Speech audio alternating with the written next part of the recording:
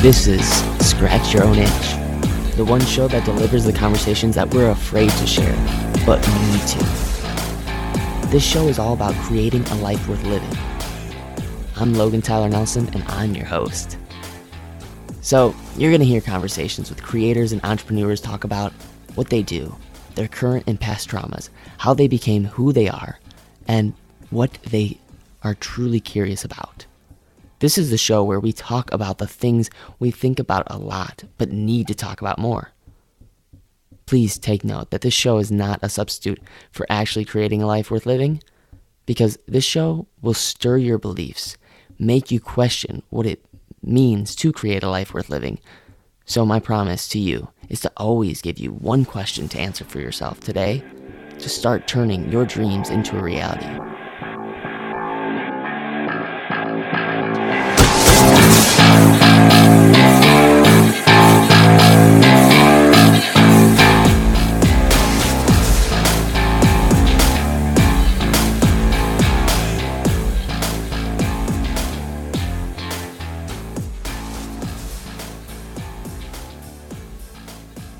Hey friends, so before I get in this interview with Marie White and I want to first invite you with me right here, right now,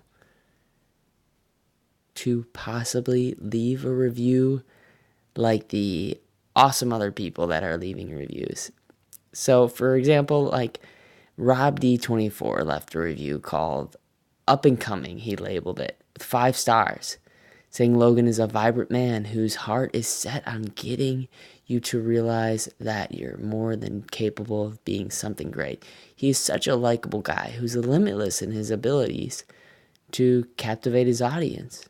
And that means so much to me because I know Rob took a lot of time out of his day just to do that. Like, it takes time out of your day to really leave a review. And when you do that, it is my absolute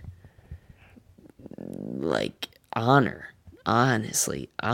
to just to read it off and share that. And if you leave a review, I appreciate it so much. I know it takes time out of your day to do that.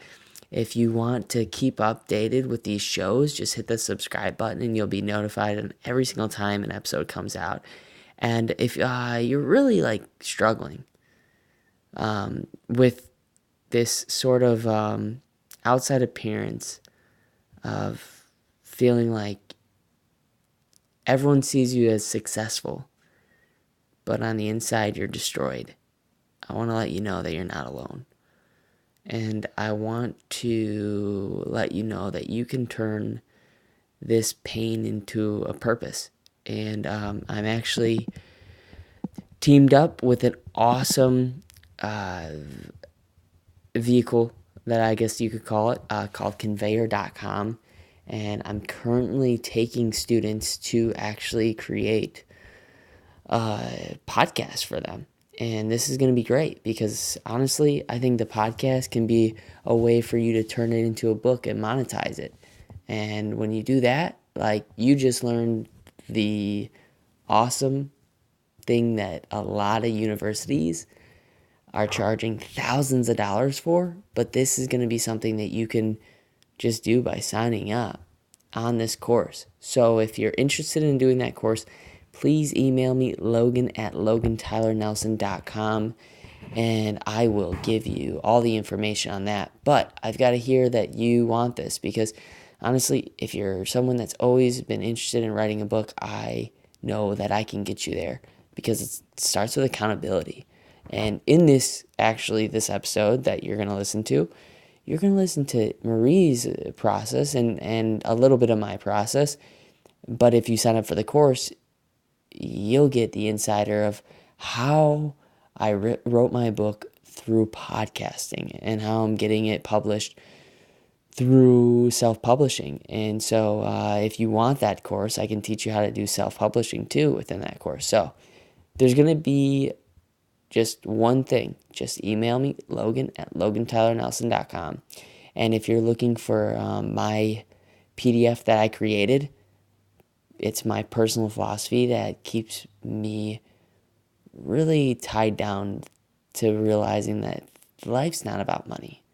It's really about creating impact. And the reason why I even started this whole podcast is to just make people feel less alone in their pains and their struggles. And so if this at all resonates with you, please email me for that free PDF. It's my personal philosophies that keeps me me. Because there's so many messages that can inspire you to do so many things. I mean, honestly, it's so hard to just block out. It's like we have 590 thoughts, and that's actually our problem, not our solution. So let me know, please. And without further ado, enjoy my interview with Marie White.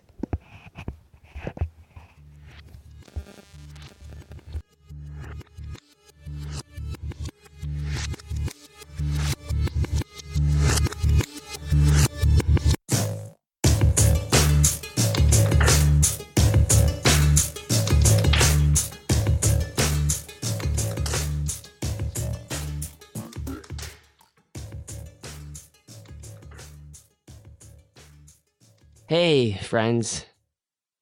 So, I have a quote that I'd like to start the show with from Neil Gaiman. He said, "Often you will discover that the harder you work, the more wisely you work, the luckier you get. But there is luck, and it helps." And the reason why I'm talking about this quote is because my guest today, Marie White, has gone through a lot. But she discovered that the harder she worked, the wiser she got, and the luckier she often felt. And how do you continue living when your worst fear has been realized?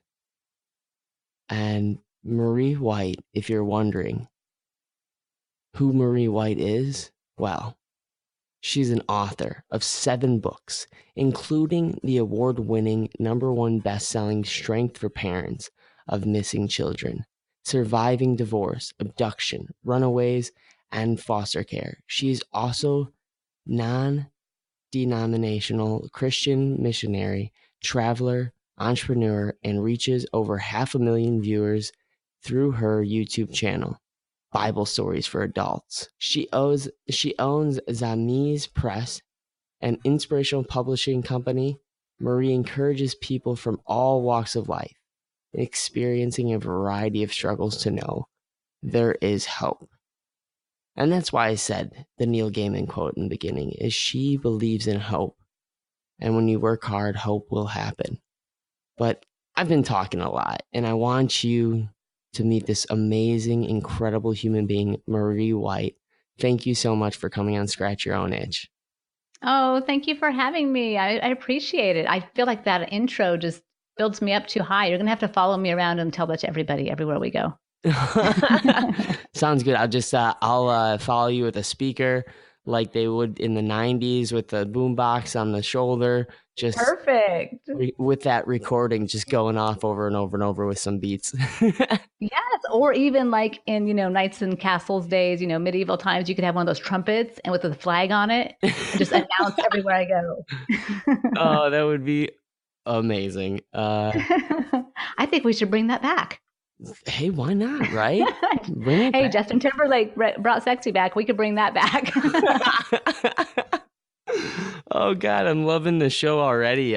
Usually we don't start off with this much laughing. It usually goes right into the depths of Mordor with vulnerability and everything, because that's just where I live. But yeah, I just want to say thank you for coming on the show, of course. This is awesome. And then also just talk a little bit about your story. I know you've been through a lot, and there's several things that you could talk about. But the main question I want to ask you is, you went through this pain and now you're making purpose out of it. What was that pain that you went through that you're making purpose out of now? Well, it's kind of funny because, I can laugh now and I can joke, and my family is just a bunch of big jokesters, my extended family and my close family. And that is finally back in our lives. But 3.5 years ago, that was not there. And that was when our toddler was abducted. hence the reason that I have a book called Strength for Parents of Missing Children. There was no guidebook for us. When it happened, there was no falling to the floor. There was no, why, God, why? There was just action. There was just, what do we do? How do we handle this? Where do we go? Do we search the streets? Do we stay in the house so that maybe they'll bring our child back? Or, do we call private detectives or police? Like, what do you do? Your life becomes this moment of just running and searching and all consuming pain and horror and terror. That just, everything changes. The world underneath you feels uneven. The ground does. You just don't even know, am I going to walk out the door tomorrow and get hit by a car? Because if this could happen, anything could happen.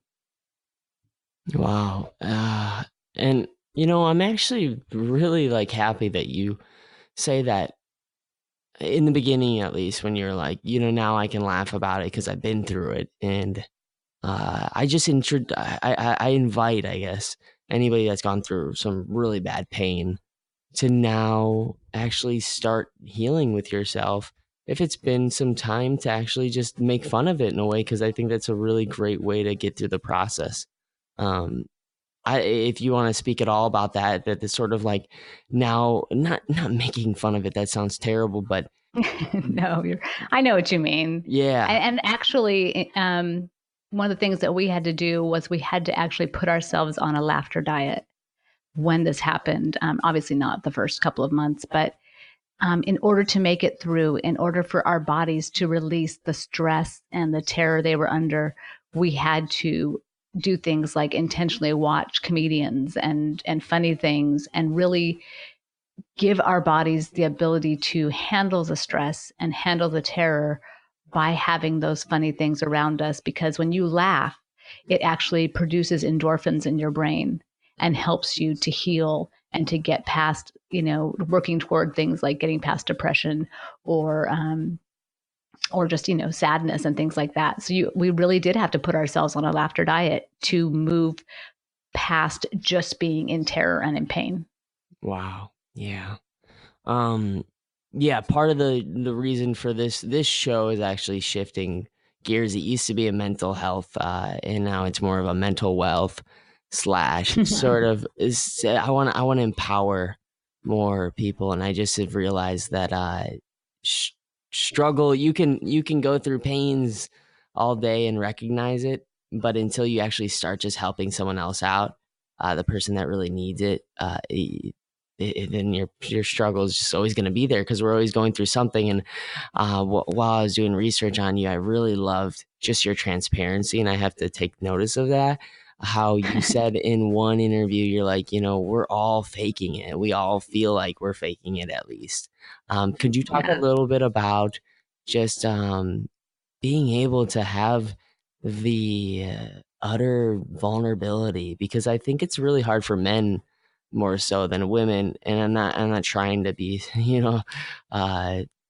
sexist right now, sexist at all, but I'm just saying that what is a few things that you'd say that just allowed you to be open and try not to feel like you should hide anymore and just get out there? Well, I think, definitely I'm a private person, and our family is very private, especially because this has happened. It's put us in the limelight and put us with, a target almost on us, which is just really bizarre. And so, of course, you want to close in. You want to be like, I'm going to be in my house. Nobody's going to talk to me. I'm not going to mingle like that. That everything about us wants to do that. But as I started, I really felt like God put on my heart to write this book. And that is the catalyst, or that was part of the catalyst to move out of my comfort zone and do the very thing I didn't want to do, which was share our story, share our pain, and, open ourselves up to even more potential attacks or whatever. And yet I knew that so many people were going through it. Right now, one person per day takes their own life because they don't have access to their children, whether it's from a messy divorce or from an abduction like ours. And I couldn't live with those numbers and not do something about it. It was worth it to get out of my comfort zone to stop people from taking their own life. Wow. That is exactly why I said the quote in the beginning, because it wasn't easy for you to do that at all. And makes me feel the feels right now, just because of how amazingly courageous that was for you to do that. I have never had a child and I've never lost one, but one of my mom's favorite movies was about that exact subject. Not in like she just loved it because it was with Michelle Pfeiffer. I think it's called like Deep End of the Ocean or something like that. I'm sure you've seen it. I have not. Oh, wow. Yes, please check it out. It's a beautiful movie just from head to toe. I mean, everything that you, I mean, it would resonate with you deeply. Deep End of the Ocean with, yeah, Michelle Pfeiffer. But yeah, so, anyways, from there, I really want to ask you because you're a writer, and I know it's not easy to write, and I know there's a lot of people that listen to the show and they're like, I have a book in me because they've gone through a lot of trauma and they want to turn their, like we started off with the show, pain into purpose. What hmm what do you think is the best thing for one to do to start that process and to actually make it happen instead of just be an awesome idea? Well, I know you're writing, so I'll be speaking to you because I know you're going to face all of these issues. Writing is hard. If it was writing a book, if it was easy, everyone would be doing it, and they're not. Okay, it's something like 99% of people, want to write a book, but only 10% of people do. I mean, it's crazy the numbers. And the reason they don't is because it is hard work. It is something that it might be exciting at different points, and it is. But for you, it might be exciting at different points. It's exciting when you're all enthused and you walk over to the computer or get out a notebook and you start writing and you're like, oh, this is awesome. And then that's like 2 pages. And then all of a sudden, when you get into it and you realize, okay, it needs to be. We don't really talk in page count; we talk in word count. So a Harry Potter novel might be, let's say like 200,000 words. Most normal books are around 50 to 60,000 words. And when you go to write on your, on your computer or on your notepad and you write a couple of pages, you might have 100 words, or 200 words. You're not even close to the 50 or 60,000 words it's going to take to write a book. So in order to do that, you have to be disciplined. You have to say, okay, every day, for myself, it was every day at 5 a.m. I'm going to get up and I'm going to write, from 5 till 7. And then I'll begin the rest of my day from there. So I'm going to dedicate 2 hours to that. So that's one of the key things to do. One of my favorite authors, Jerry Jenkins, I was in his class and learned from him. And one of the things he said, whenever I'm going to sit down to write, and he's written, I can't even tell you, like 60 books, and they've all been New York Times bestsellers, and he's just an amazing guy. He says, when I sit down to write, all my pencils on my desk have to be perfectly sharpened. All my desk has to be completely clean. And I don't write with pencils when I write. He's like, I'm doing everything I can to procrastinate because I don't want to get down to the business and the hard part of writing. And so 3/4 of the way through every book I write, I don't want to see it anymore. I want to throw the book across the room and say, I don't want to do this. I don't like it. When I read through my first rough draft, I'm thinking, who wrote this? This is garbage. This is terrible.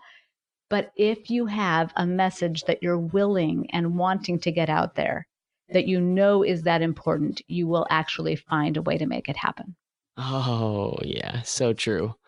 There's I'm actually getting the sort of writer's guilt if I'm not writing. I feel like why am I on this planet anymore? Like, you're just Logan, you're wasting your time, dude. Just get to it, and then finally, it's like, yeah, it's funny how that works. Though, all of a sudden, you'll start cleaning your room for the first time in 14 years. Yes, exactly.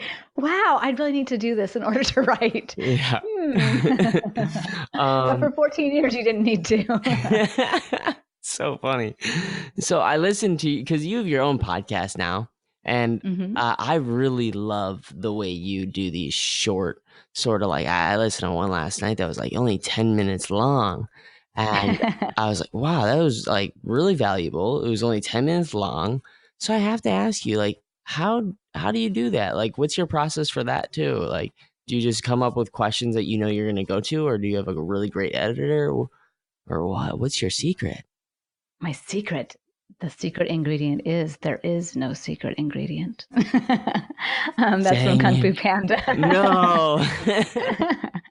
um, Really, it just depends on where the interview goes. But basically, I have really, high caliber, important people on my podcast, and I don't want to waste their time. I know they have things to do, and I just want to make sure that I grab those important nuggets that they want to share and that people want to hear, and then keep moving on. And I think that's because of doing my YouTube channel.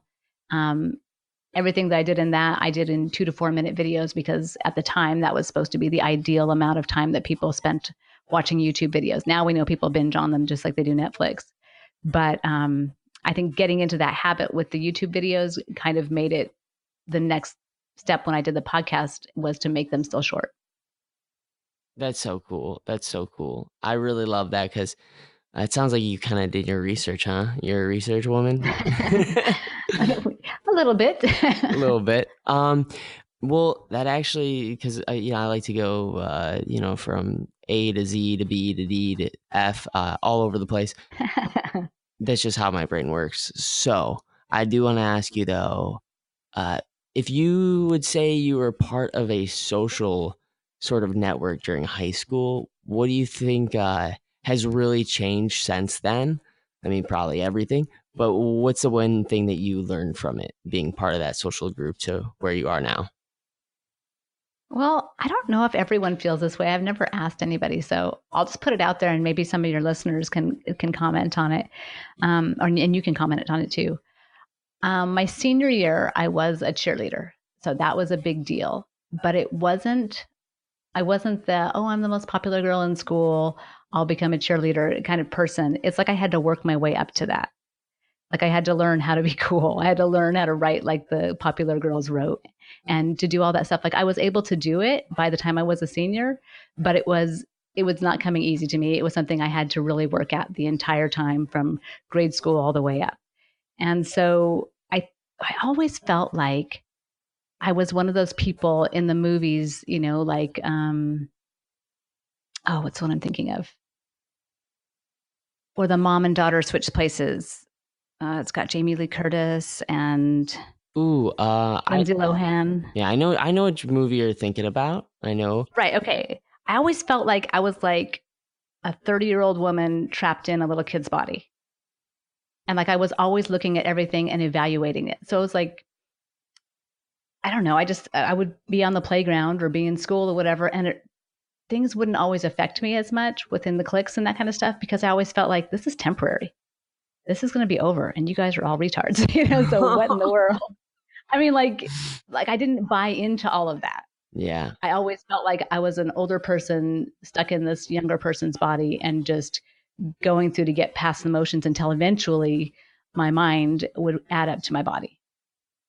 That is hilarious because I totally know exactly where you're coming from. Where I think our minds always want to just do that. They want to skip ahead. They always think in the tomorrow, or they think in the next year, or they think in the next decade, sort of thing. Which sounds. Well, then you've got these celebrities right now who go on TV and they go, well, I had plastic surgery because I just don't feel 60. And I thought, you know what? Nobody feels 60. You're not, I mean, they feel like they're the only ones who are like, well, my body doesn't match my mind. I'm like, okay, everybody thinks that they're a glamorous movie star trapped in our normal bodies. Okay. Nobody feels like this, but we are. And you going to get plastic surgery so that now that you're 60, you can look like you're 30, but you don't look like you're 30. You just look a weird 30-year-old with their face pulled back. And did anybody tell you one eyebrow's higher than the other? Because how do we tell you that? Like this, all this stuff's going on. And I'm just going, we all feel like we don't match. We all feel like we're not, I should be, Ernest Hemingway and have, Pulitzer Prize winning books, but I don't. I should be a movie star, but I'm not. I should be a, world traveler, whatever it is we're all imagining. We all feel like we should be that, but we're not. We are all faking it all the time.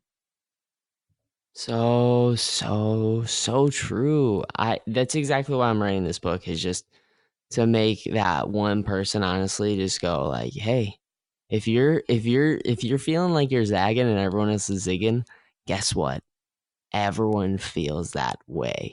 Like Yes. like everyone does. No one ever feels like they're good enough to raise their voice, but they end up raising their voice somehow. No one ever feels like they don't need to, work out really hard before they deserve to eat their first meal. Like no one feels like they're, lean enough. It's just, it's really sad that we live in that world because of our new way of consuming things, and that is through the phone, where it's constantly in your ears or your face, going like and telling you what the exceptional looks like, when that's just not life. That's why I'm Mm-hmm. like, that's just not life. Even this podcast a little bit is not exactly, it's, I think it's the most transparent form of media right now that's happening, because it's very it's limited editing. But I mean, as far as like even Facebook Live, you're getting people that are playing their best game. They don't want to make a fool of themselves, Even when the people that are like, all right, I'm gonna make a fool of myself, whatever. Like even that is a little, I don't know if you can agree with me, edited a little bit. Like they're not Mm-hmm. totally Oh, of being course. um Absolutely. We're our best selves on there. I don't show up there. I don't wear curlers, but if I wore curlers, I don't show up there with curlers and a robe on. You dress and you make sure you have some a little bit good lighting. And yeah, even this podcast, I was like, is this going to be videotaped? Because I put some makeup on, like I'm not going to show the real me. That's just scary. Okay. That's just for me to know. uh, But we all think that. I mean, nobody is walking around, even the glamorous people, the Kardashians or whatever, they have the same fears everybody else does. I mean, it doesn't matter. I mean, why do you think they're getting plastic surgery every 5 minutes and going to the hairdresser every day and, spray tans? I mean, come on, that is not reality. And they do not feel 100% comfortable with themselves, even when they look all like, oh, I just, woke up with the pouty face and the perfect bun. I just got out of bed. That did not just happen. yeah, don't be playing games here. Yeah. I really, really love where this conversation is going. It's just, I think, like I said before, this main goal for this podcast is just to make someone feel less alone. And I really, I think at least one person might be like, yeah, that's so true. Like, totally get that. Yeah, and I want to really quickly ask you, because I think that it's so important that I take this opportunity. You've had some really awesome guests on your podcast. What have you really learned from one of your favorite guests? And you don't have to say their name, just because I don't want to make anybody feel terrible about not being your favorite guest. Well, what's funny is the same theme keeps coming up with all of them. And that is that when you're for them, it's talking about business, partnerships and stuff like that. But when you're in a partnership that's not working, cut it, let it loose. People always stay with things longer than we should. Well, I'm going to try a little bit harder. It's different. Okay. If you're married, I'm a Christian. And so, in the Bible, he tells us not to get divorced. Does that mean if they cheat on you, you can't get divorced? God goes through some rules on that. I believe that he says that's fine. Because he says if they're having an affair or whatever, he goes into all that. But anyway, there are, certain things. But for most of us, as Christians, if we're married, divorce is not an option. Okay, unless he's beating you or he's cheating on you, there is no option for getting a divorce. I had a point to this. I totally lost it. No worries. We're talking about partnerships staying longer. Okay, I'm not talking about good marriages that are just tough. So I think people right now, everybody's like, oh, it's not working, I'm leaving. Okay, that's not the kind of thing I'm talking about. But when you're in a job situation where something about it feels wrong, you're like, I'm not really sure. Is my boss crooked? I don't really think this is going well, or I feel uncomfortable there, or whatever. You need to quickly make some plans and move out of that. People that stay in those things longer than they should are the ones who end up getting hurt. And I think that's what all of my podcast guests have really touched on, is that when something's not working, you need to let it go. And there's a difference between giving up on something because it's hard. Like if you're writing a book, you're 3/4 of the way through, it's hard. You don't need to give up on that. But if you're starting to write a book, you're 2 pages in and you're like, this is a terrible idea and I really just don't like it, I don't want to do it, then maybe it is time to move on to another idea. Yes, yes, yes, yes. I guess as far as writing goes, and I would love your opinion on this. When you just really feel like you need to get a book out, you'll know it. But same thing with relationships. I really wish that they taught the course intuition in school, where if you just have that awesome, deep, gut wrenching intuition, that you really feel like you need to do it, which I think is actually a really great question to go with you. What do you use as far as that gut wrenching sort of compass to just realize that you need to do this instead of quitting? I think for me, I've felt like the things that I've written have been, most of the things I've written have been something that God's called me to, where He's been like, hey, this is what I need you to do. I wrote a book for the LGBT community, which is a community I've never been a part of. And so the day that I passed by the computer and just instantly, I was like, boom, um, you know, this book needs to be written for the LGBT community. And I'm just kind of walking by the computer. Yeah, that's true. As I'm thinking that, I just remember seeing the computer, walking by, going, yep, that's true. And then walking back around the room, doing something else, coming by it again, and just feeling like, you need to write that. And I'm like, what? I don't know about that. And just keep on doing that and keep passing the computer throughout the day. I don't know, what, Saturday or something. And eventually it was, you need to, in my head, I'm thinking, I need to do this. I need to write this. And then I thought, well, maybe I could just write out the outlines for what it should have and, what the book should be about and send it to somebody famous that could write this. And then it was like, wait a minute. But what if their fame makes them somebody that people wouldn't listen to because they're like, oh, you said this 20 years ago, or you did this or whatever. And then eventually it became, you're the one who has to write this, is what I'm Ah, telling myself. that makes me feel so good because honestly, I think a lot of people don't end up writing a book because they're just afraid no one else will read it. But it's like the same with every single artist that I've ever heard that said like, "Oh, if you went into acting because you were trying to get famous, you're probably going in for the wrong reasons." And the same thing is with writing a Mm-hmm. book. If you're going in there with the mindset of I'm going to make this into a big business or I'm going to turn this into a product, like I don't know. Maybe I guess recalculate your decision. I mean, that's when you do get, I think, 2 pages in and you go, I don't want to do this anymore because it's just not really Yep. for the right reasons. So You're absolutely right. That's an excellent point. Absolutely excellent point. And there are life changing events for everyone. Some people end up dead, some people end up homeless, and others, they change the world. And the same event can have completely different outcomes. You know that, and I know that because we're both still here. yeah, yeah. Oh, so I really quickly want to get to the scratching the surface curiosity questions. Just I know it sounds silly, but it's just, I mean, the show is called Scratch Your Own Itch for a reason. I'm a really curious person at heart, and I really like these certain questions to make someone feel less alone as well as get to know you a little bit more. So, Go for it. awesome. So, the first thing I like to ask is what's that terrible thought that you keep having that you kind of wish you didn't have anymore? Then my child's not going to come home. Wow. Yeah. Oof. Um, I can't even say that there's a lot of people that have had that thought, but I'm sure there's one, two, three people that need to really hear that. So, yeah, wow. The next question I'd like to ask you.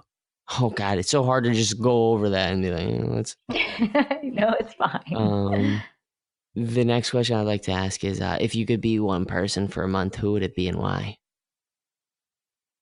Ooh, that's a good question. Holy moly, I don't know. I wouldn't want to be anybody else, I guess. I guess maybe only somebody that could fix this. That is a perfect answer. I kind of guessed a little bit that you were gonna go that direction because I was like, she's just so is her. So thank you for just being you. Um, I'd love to ask you, what do you think something or what do you the craziest thing would happen to someone? Fill in the blank. It's sort of like that. Like the craziest thing happens to someone when they start doing XYZ. The craziest thing happens to someone when they decide they're going to make a difference. Yeah, just that deciding. Just do it. Mm-hmm. That is really cool. What is one habit that you are super, super proud of yourself for having? Waking up early. I get extra hours in the day, every week, every month, every year, and those add up to extra days and sometimes even extra weeks just because I get up early. Really? Oh gosh, I'm such a night owl. I gotta try that out. I'm like, oh, I don't ever feel like I have enough time. I should do that. And then I hear about people doing this 5 a.m. thing, and then I hear Gretchen Rubin telling me that it's okay if I'm a night owl. So I'm like, yeah, Gretchen Rubin, like giving me permission to be a night owl. And maybe that's your best work time. I don't know. For me, it's not. Yeah, yeah. I think humans are adaptation machines. So, and it actually goes into my next question is whatever you believe is the truth. So I love this question just because I'm so very curious about beliefs. What belief did you have 10 years ago that is just completely 180 degrees different than a belief that you have now? Ooh. Mm,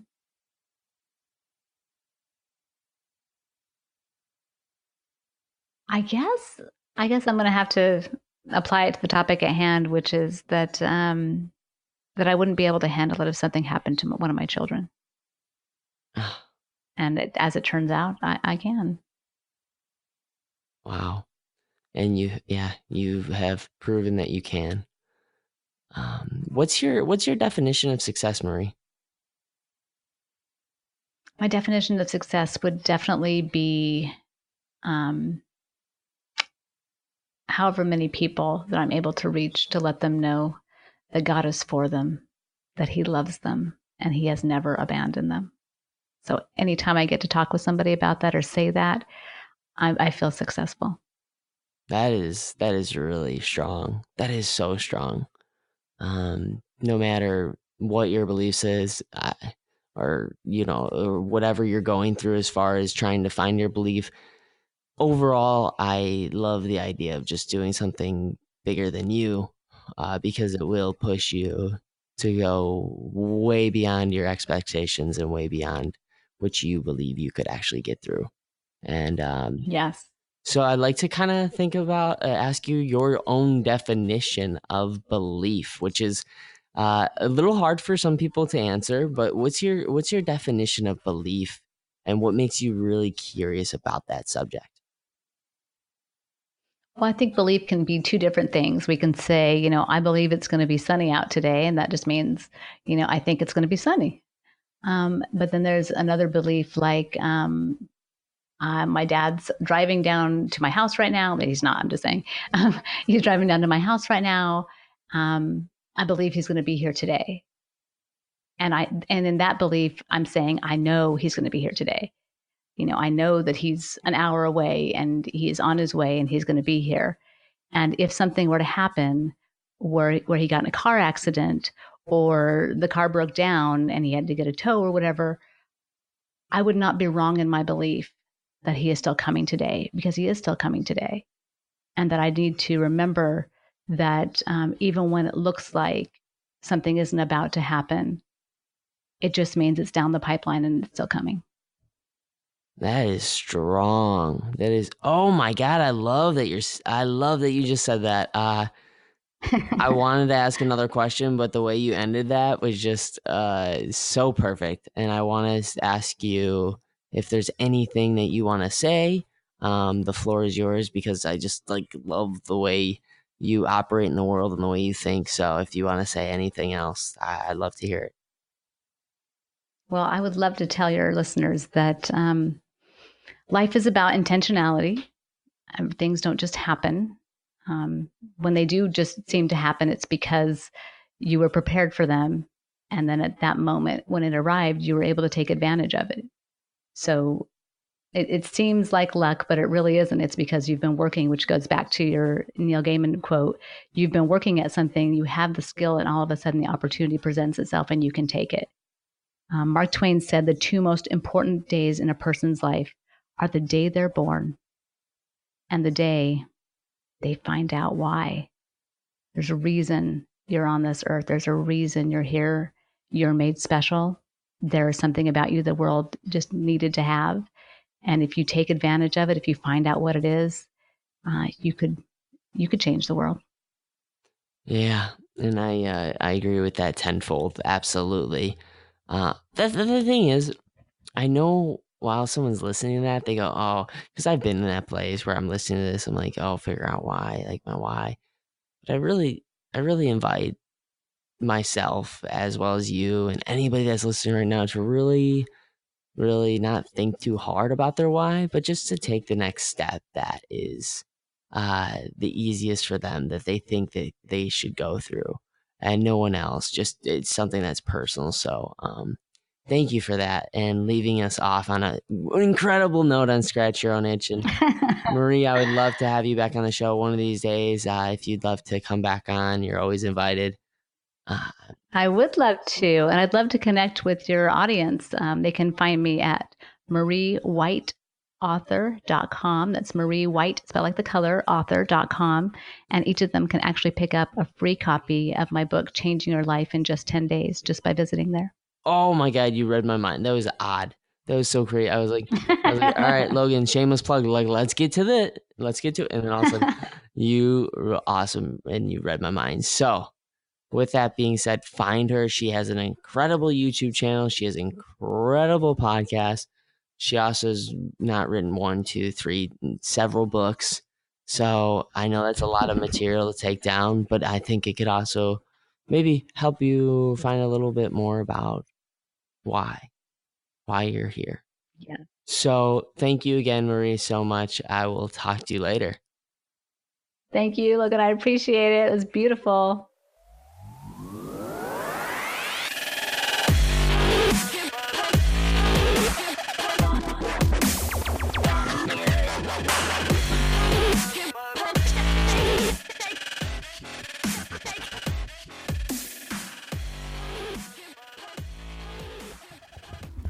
All right, there's another episode of Scratch Your Own Itch with Marie White and myself. Wow, she is amazing. I cannot say enough about her. I hate getting emotional and vulnerable, but she just made me think about my mom a lot. And it's so cool that a woman like herself can be so strong and go through that trauma and still come out the other end. Gosh, she just touched me, and I really appreciate her time that she took to actually do that. And it means so much to me that if anybody's listening to this right now, just know if you create anything in your life, whether it be a podcast, whether it be a book, whether it be a YouTube channel, I want you to know that if you get one view, if you get more than one view, and if you get one audience member, keep going. Because that's success, is to continue even when there's not a bunch of fans and raving fans at that, to just keep on plugging away. And if you found this episode at all informative and you want to also get in on my awesome coaching on starting a podcast and then turning that hopefully into a book for yourself through different tools of transcription and just by telling your story, I would love to be that guy for you. Just email me at logan@logantylernelson.com. But there's going to have to be a want for me to actually create this course and share all my tools with you on how to self-publish and get it out there and get your message read. And also, one last thing, hit that subscribe button. If you do, you'll get notified every single time an episode's released. And if you want to know one more awesome thing that I'm giving away for free is my PDF, my personal philosophy, because there's so many messages that are thrown at our way, and it's hard to just stay clear and honest with ourselves that we often get really just fogged out and confused, even when we've been told that we're this one thing. And we want to change, but it's consistency that brings success in anything in life. So, without further ado, I want you to always know this. You matter and you're enough.